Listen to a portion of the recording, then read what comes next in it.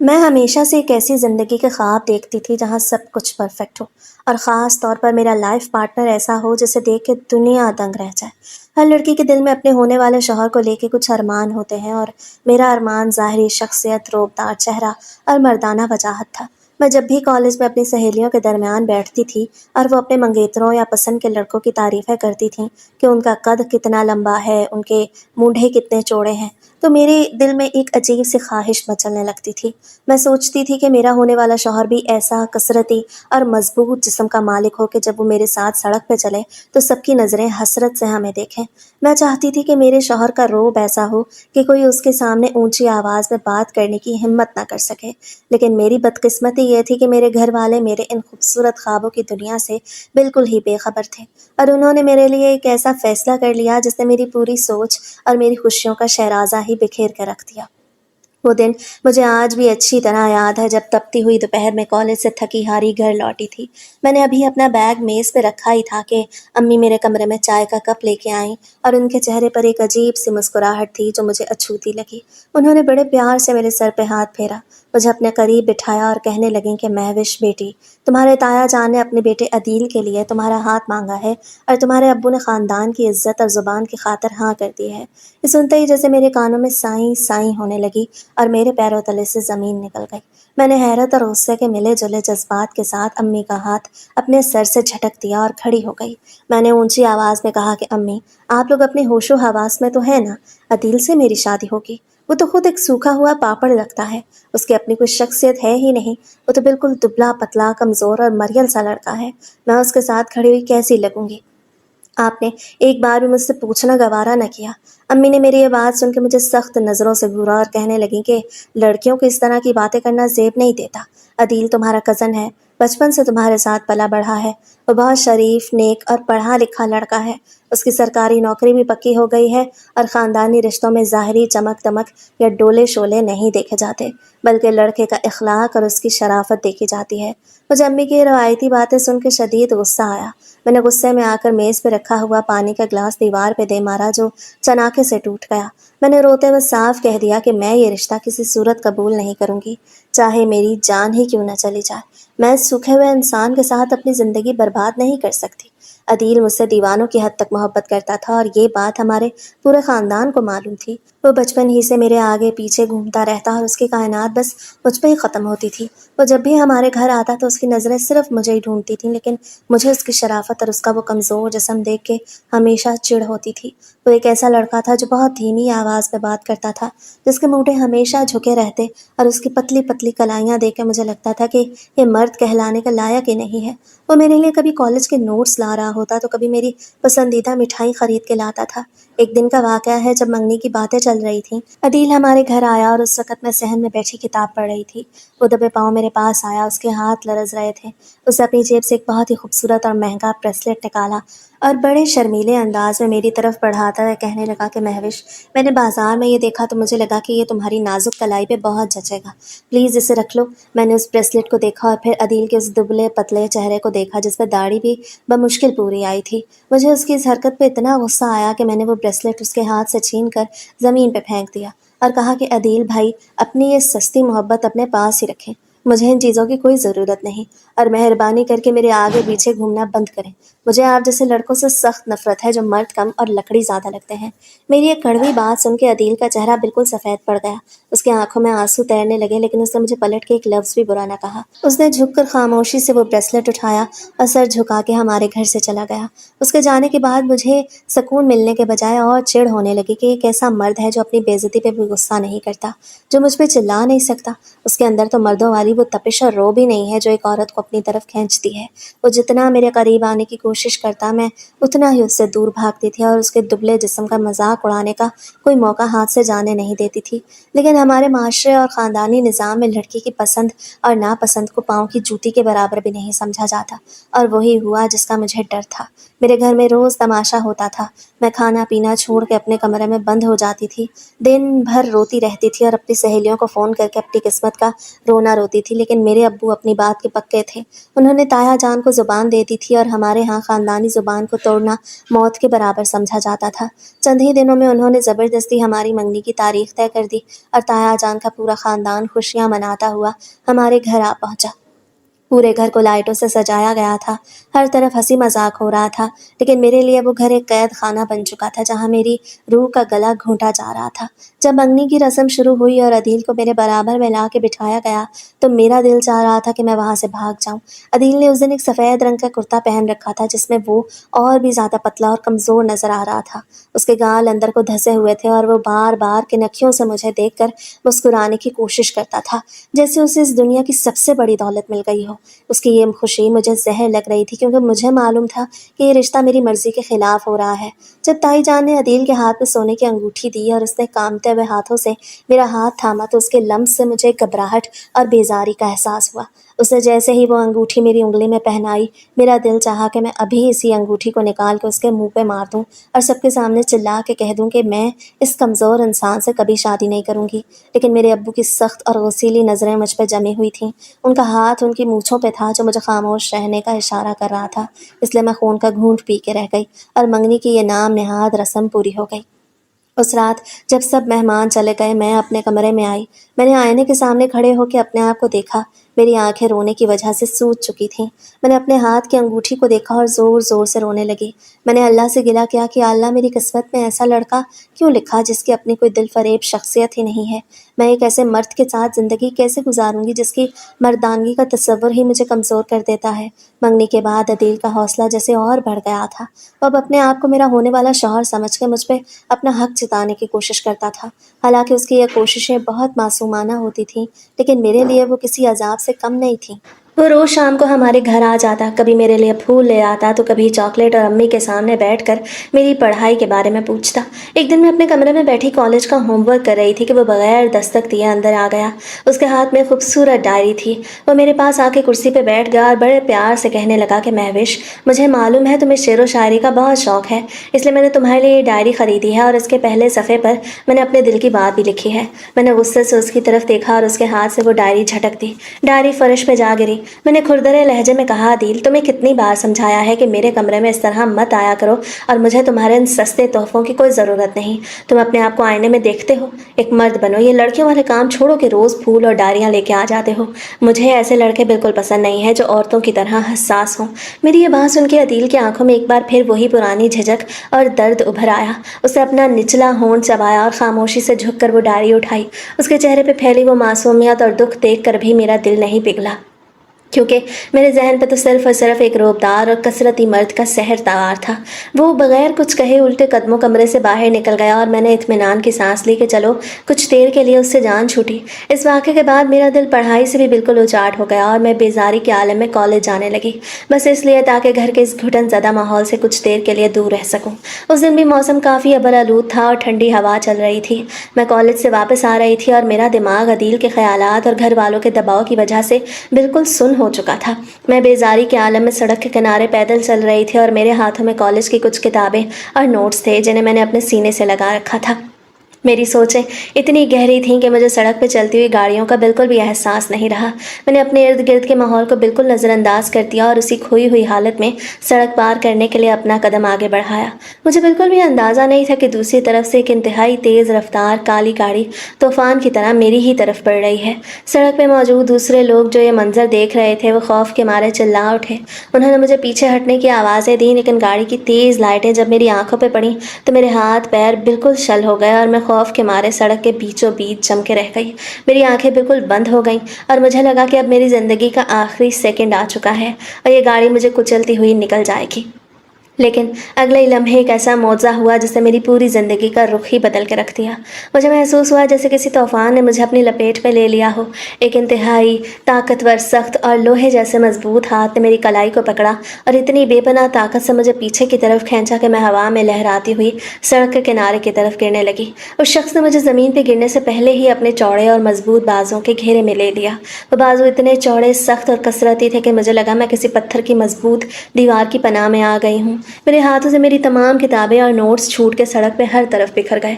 लेकिन उस वक्त मुझे अपनी किताबों का कोई होश नहीं था, क्योंकि मेरी नाक से एक बहुत ही तेज़ मर्दाना परफ्यूम की खुशबू टकराई, जिसने मेरे हवास को बिल्कुल सुन कर दिया था। मैंने खौफ और घबराहट के मारे कांपते हुए जैसे ही अपनी आंखें खोलीं तो मेरी सांसें वहीं की वहीं रुक गईं और मैं अपने सारे दुख और खौफ भूलकर सहरज़दा हो गई, क्योंकि मुझे बचाने वाला एक ऐसा नौजवान था जिसकी मर्दाना वजाहत ने पहली ही नज़र में मेरे दिल पे गहरा जादू कर दिया था।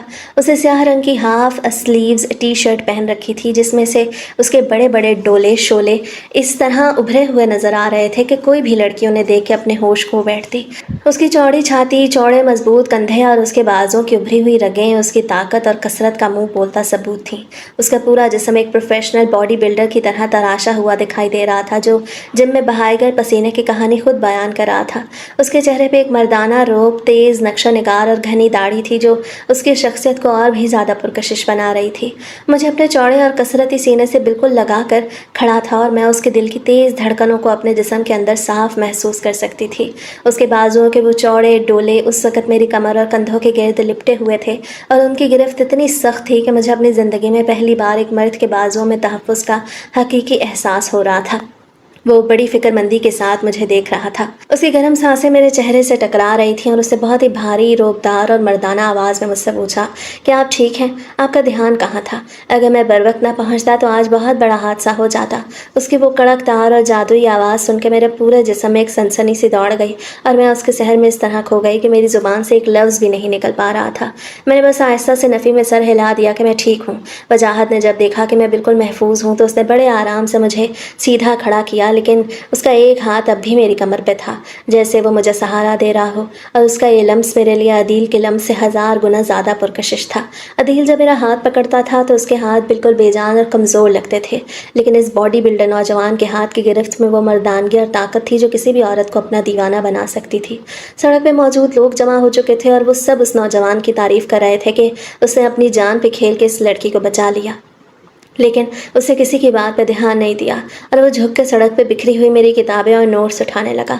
जब वो नीचे झुका तो उसकी फिट शर्ट में से उसके बाजों की उभरी हुई रगें और उसके तराशे हुए मूडे और भी ज़्यादा वाज़ेह नज़र आ रहे थे और मैं वहाँ खड़ी पागलों की तरह उसके जिस्म के एक एक हिस्से को देख रही थी और अपने दिल में सोच रही थी कि मर्द तो असल में ऐसा होना चाहिए जिसे देख के ही रोब आ जाए, जिसे देख के दुनिया को पता चले कि कोई मर्द जा रहा है, ना कि अदील जैसा जो खुद हवा के एक झोंके से उड़ जाए।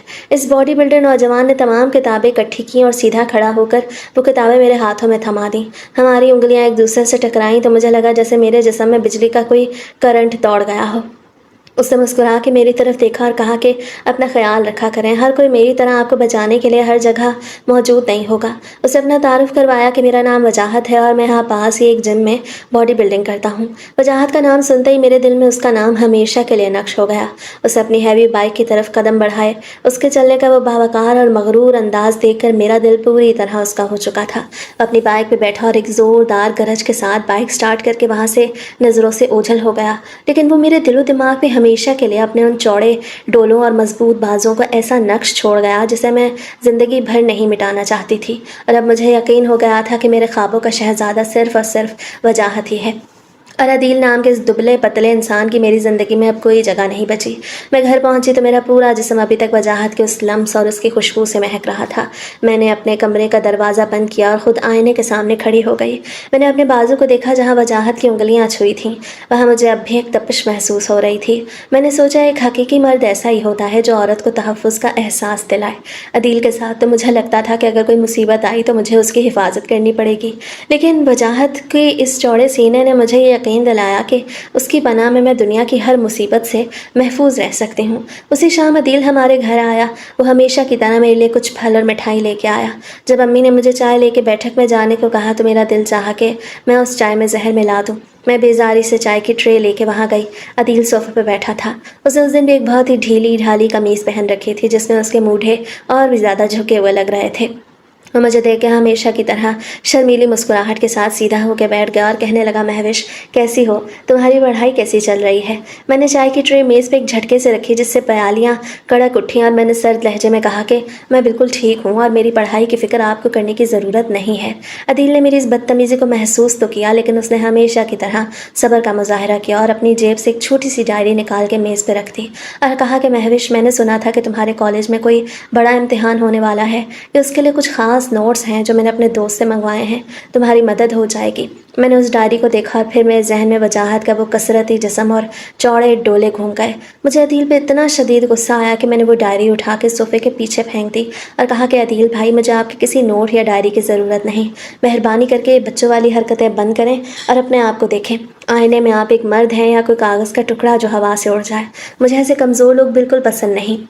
अदील का चेहरा मेरी ये कड़वी बातें सुन के बिल्कुल सफ़ेद पड़ गया। उसके आंखों में शदीद दुख और आंसू साफ नज़र आ रहे थे, लेकिन उसने एक लफ्ज़ भी मेरे ख़िलाफ़ नहीं बोला।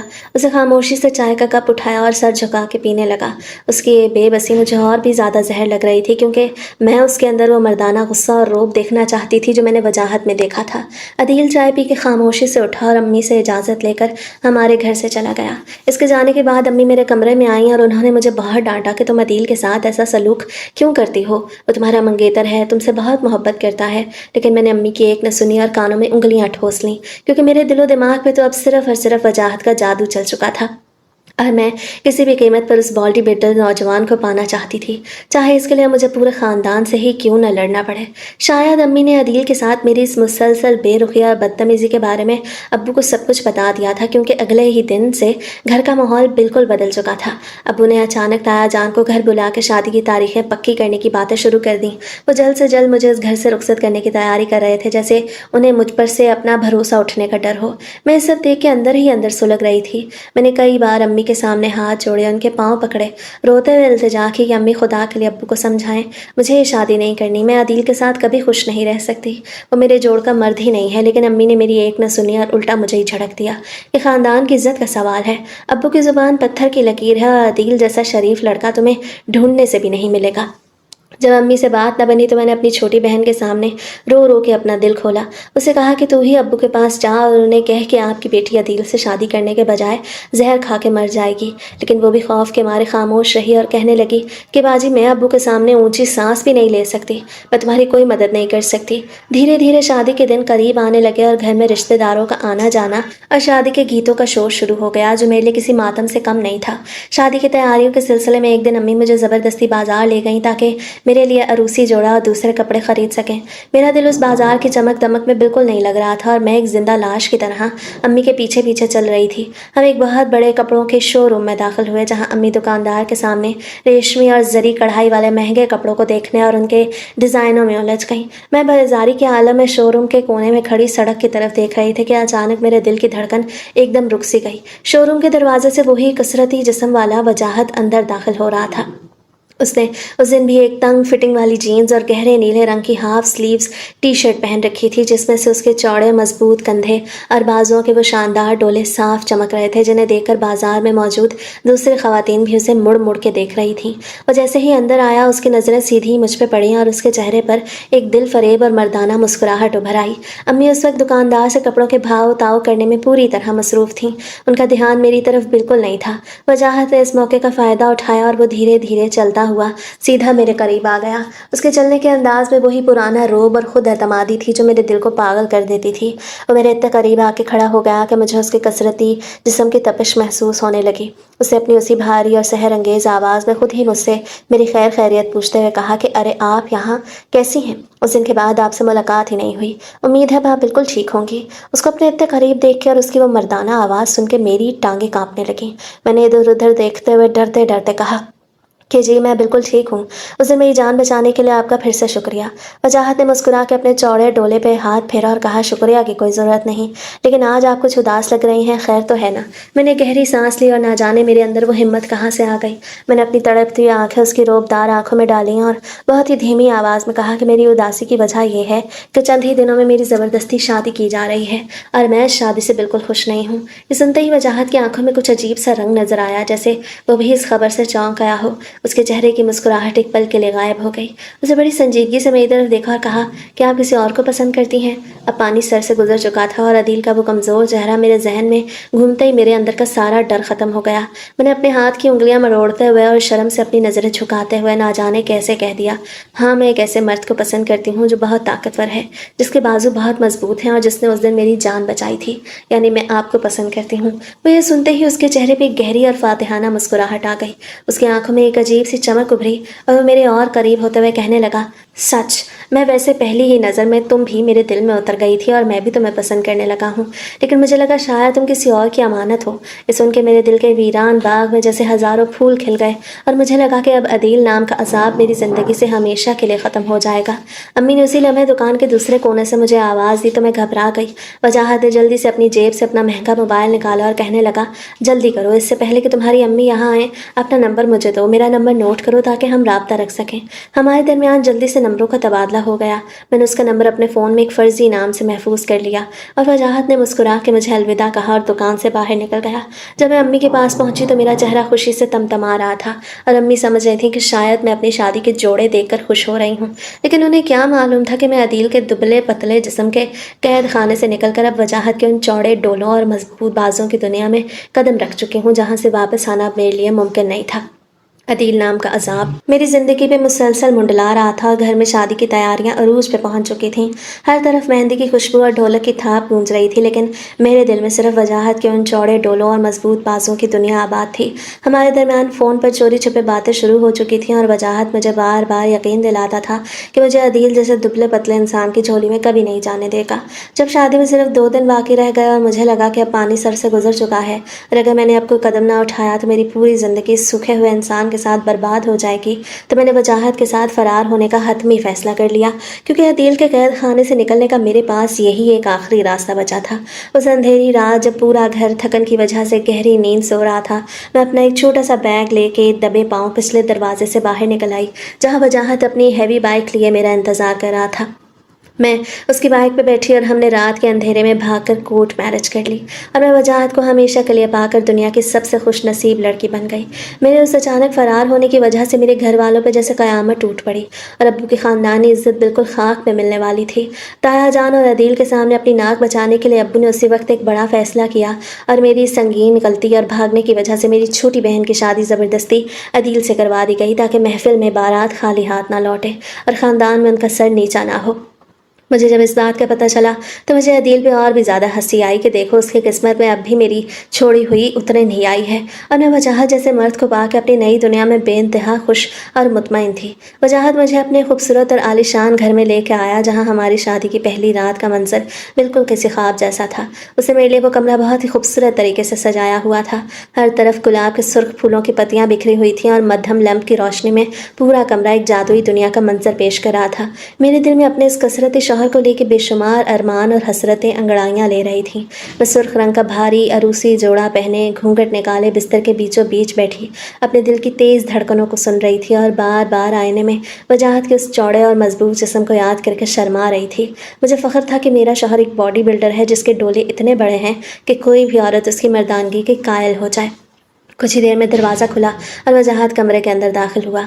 उसने शेरवानी उतारी। वो सिर्फ एक चुस्त टी शर्ट में था, जिसमें से उसके बाजों के वो तराशे हुए डोले और चौड़ी छाती साफ नजर आ रही थी। उसके चलने के अंदाज में वही रोब था। वो धीरे धीरे चलता हुआ बिस्तर के करीब आया और मेरे बराबर बैठ गया। उसके जिस्म की तपिश और वही तेज़ मर्दाना परफ्यूम की खुशबू मेरे हवासों पर छाने लगी। उसे बहुत ही प्यार से मेरा घूंघट उठाया और मेरी आंखों में देखते हुए मुस्कुराया। मेरे अरमान अब अपनी आखिरी हदों को छू रहे थे और मैं उसके मजबूत बाजों की पनाह में जाने के लिए बिल्कुल बेचैन थी। लेकिन फिर वो लम्हा आया जब वो शादी की रात का हक अदा करने के लिए बिल्कुल मेरे करीब आया और जैसे ही उसे अपनी टी शर्ट उतारी और हकीकत मेरे सामने आई तो मेरे सारे अरमान एक सेकंड में मलिया मेट हो गया और मेरा पूरा जिस्म बर्फ की तरह ठंडा पड़ गया। मेरी आंखें हैरत और खौफ के मारे फटी की फटी रह गई, क्योंकि जिस मर्दाना वजाहत और जिस बड़ी मर्दानगी का ख्वाब देखकर मैंने अपना घर बार छोड़ा था वो बिल्कुल एक सराप निकला। वजाहत के मूढ़े और डोले तो बहुत बड़े और कसरती थे, लेकिन उसकी मर्दानगी इतनी छोटी और बेजान थी कि मुझे लगा मैं किसी मर्द के पास नहीं बल्कि किसी खिलौने के सामने बैठी हूँ।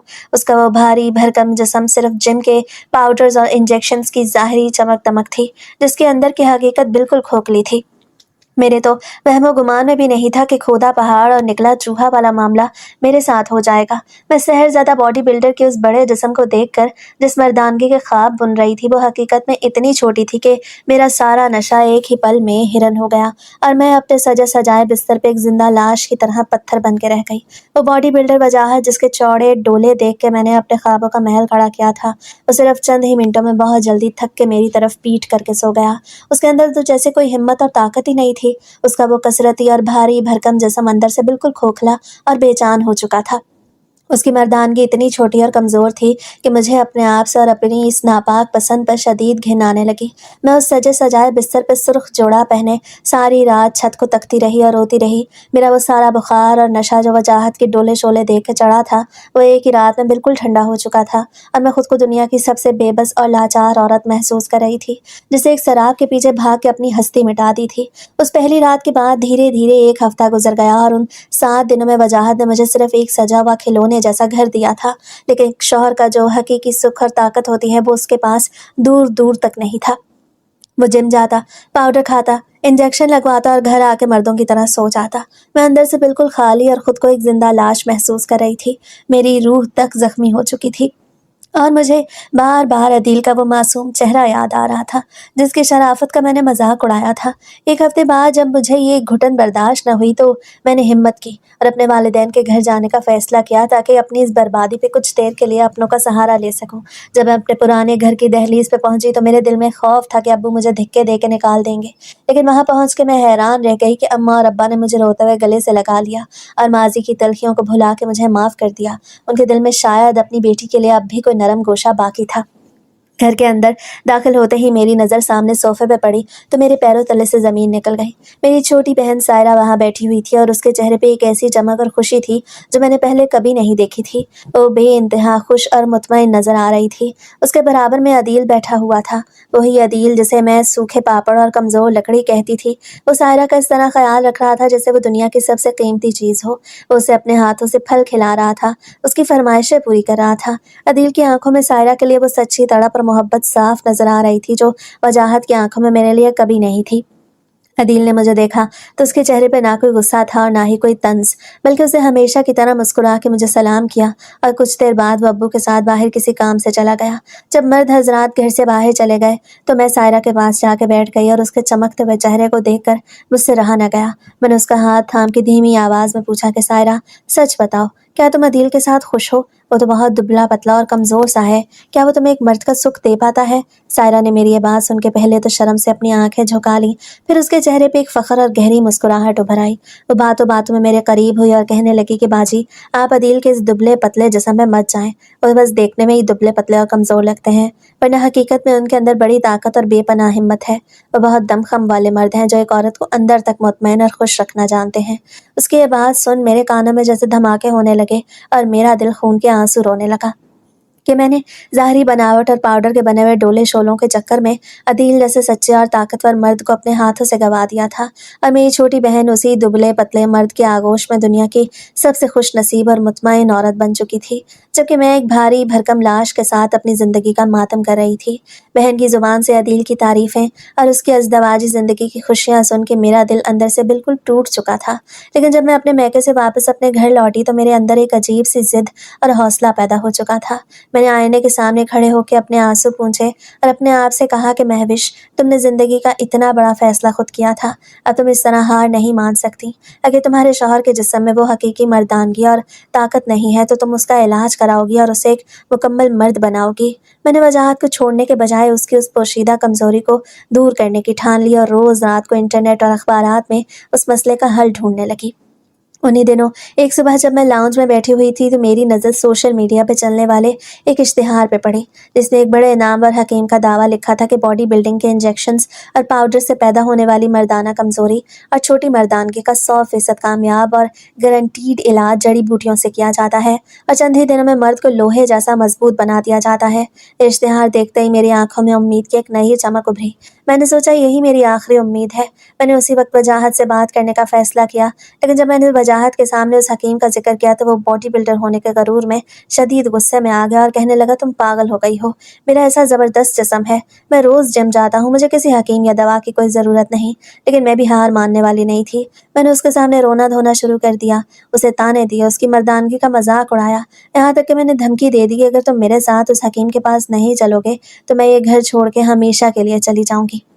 वजाहत अपने उस कसरती जिस्म के पीछे छुपी हकीकत से खुद भी अंदर ही अंदर शर्मिंदा था, इसलिए वो मेरा रोज़ रोज़ का तमाशा और धमकियाँ बर्दाश्त न कर सका और आखिरकार कुढ़ते हुए मेरे पीछे लगने पर मजबूर हो गया और उसे हकीम के पास जाने की हामी भर ली। अगले ही दिन मैं वजाहत को लेकर शहर के एक पसमानदा और तंग गली में बने हुए उस दवाखाने पहुंच गई, जहाँ उस नीम हकीम का बड़ा सा बोर्ड लगा था। दवाखाने के बाहर बहुत से ऐसे मर्द बैठे हुए थे जो अपनी मर्दानगी के इलाज के लिए वहाँ आए थे। वजाहत अपनी भारी भरकम बॉडी के साथ वहाँ खड़ा हुआ बहुत ही अजीब लग रहा था। वो शर्म के मारे अपना सर झुकाए हुए था। जब हमारी बारी आई और हम उस हकीम के कमरे में दाखिल हुए तो उस बूढ़े हकीम ने वजाहत के चौड़े डोले और मजबूत जिस्म देखा, फिर एक गहरी और मक्काराना मुस्कुराहट के साथ हमसे पूछा, बताइए इस कसरती जिस्म को क्या तकलीफ है। मैंने शर्म और हया को बालाए ताक रखते हुए हकीम को वजाहत की उस छोटी मर्दानगी और रात की जल्दी थकन की पूरी हकीकत बता दी। हकीम ने वजाहत की नब्ज थामी और अपने सर को हिलाते हुए कहने लगा, बेटी तुम बिल्कुल सही वक्त पर इसे मेरे पास ले आई हो। ये जो जिम के इंजेक्शन्स और पाउडर्स होते हैं ये मर्द के बाहर के जिस्म को तो पहाड़ बना देते हैं, लेकिन अंदर से मर्दानगी को बिल्कुल चूहा कर देते हैं। तुम फिक्र मत करो, मेरे पास ऐसी खास कस्तूरी और जड़ी बूटों का माजून है जो इसके सूखे हुए हिस्से को दोबारा से जवान और ताकतवर बना देगा, लेकिन इसके लिए तुम्हें खतीर रकम खर्च करनी पड़ेगी। मैंने वजाहत की तरफ देखा जिसका चेहरा उस वक्त शर्मिंदगी से बिल्कुल सुर्ख हो चुका था। मैंने अपने पास मौजूद सोने के कंगन और जमा पूंजी का सोच के हकीम से कहा कि हकीम साहब आप पैसों की फिक्र मत करें, बस मेरे शौहर को एक हकीकी और ताकतवर मर्द बना दें। हकीम ने अलमारी से कुछ काली और बदबूदार दवाएं निकाली और हमें देते हुए इस्तेमाल का तरीका समझाया। मैंने बड़ी उम्मीदों के साथ उस नीम हकीम की महंगी और बदबूदार दवाएं वजाहत को इस्तेमाल करवाना शुरू कर दी और रोज़ रात को किसी मौज़े का इंतज़ार करने लगी। कई हफ्ते गुजर गए और वजाहत वो काली दवाएं और माजून बाकायदगी से खाता रहा, लेकिन उसके जिस्म पर कोई मुस्बत असर होने के बजाय उसका हाजमा और तबीयत मज़ीद ख़राब होने लगी। उसकी मर्दानगी की ताकत और साइज़ में दूर दूर तक कोई फ़र्क न पड़ा और मेरी मायूसी दिन ब दिन बढ़ती गई। मैं अंदर ही अंदर सुलग रही थी कि अचानक